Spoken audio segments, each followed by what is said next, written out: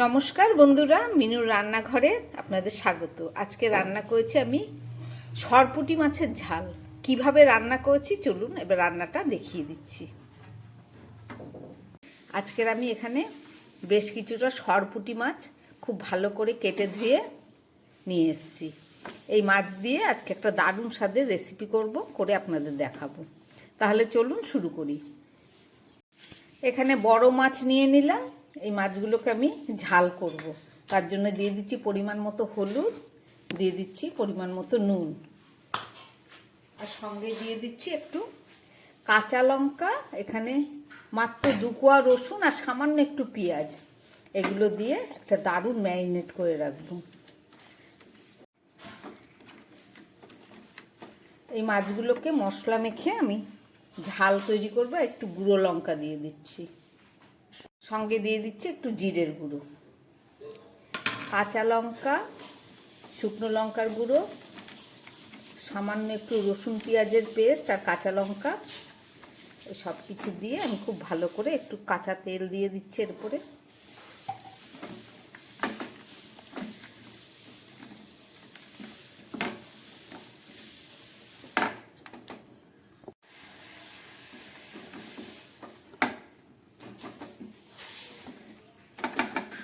মাছগুলো খুব ভালোভাবে আমি ম্যারিনেট করে নিলাম। এবার এটা 5-6 মিনিট থাক, তারপরে ফেরত এসে রান্না করে দেখাচ্ছি।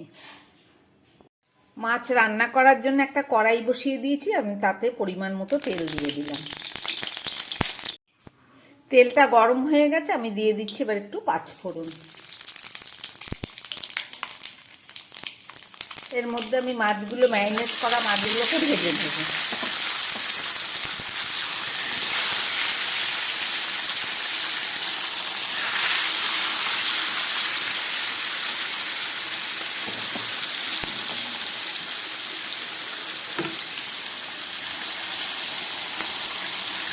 মশলাগুলো দিয়ে দিলাম, এখানে তেল আর মশলা আছে সব। এবার ভালো করে এবার ভেজে নেব মাছটাকে।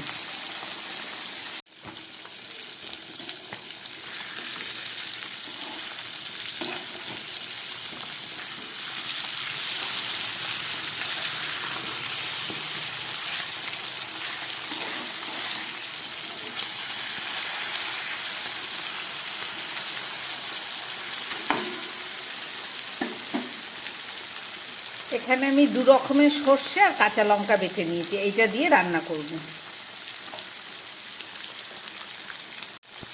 দিয়ে দিচ্ছি কয়েক টুকরো টমেটো,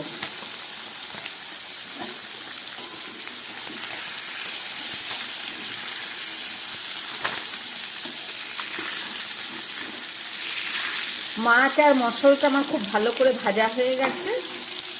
এবার আমি এর মধ্যে দিয়ে দিচ্ছি বেটে রাখা সর্ষে কাঁচা লঙ্কা।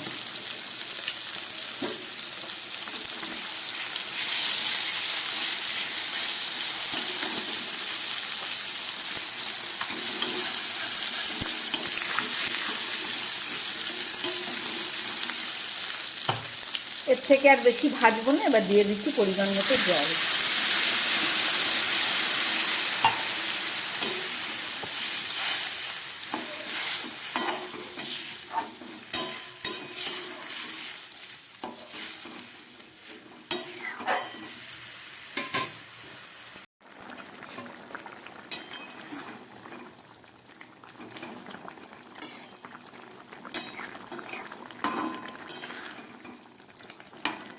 মাছের ঝোলটা ফুটে উঠেছে, এবারে এর মধ্যে দিয়ে দিচ্ছি ধনেপাতা। দেবার পর মাছের ঝোলটা ফুটে উঠেছে, এবার আমি একটা ঢাকা দিয়ে দিচ্ছি। গ্যাসটা কম করে দিলাম। এখন রান্না হোক 4-5 মিনিট, ফেরত এসে আবার দেখাচ্ছি। 4-5 মিনিট পরে ফেরত আসলাম।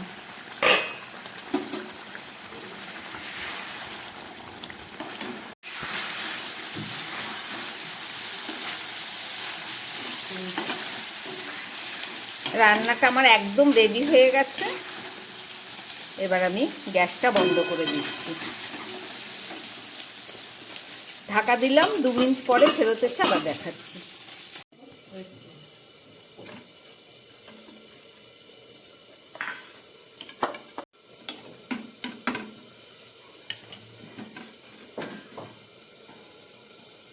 রান্না করলাম সরপুঁটি মাছ।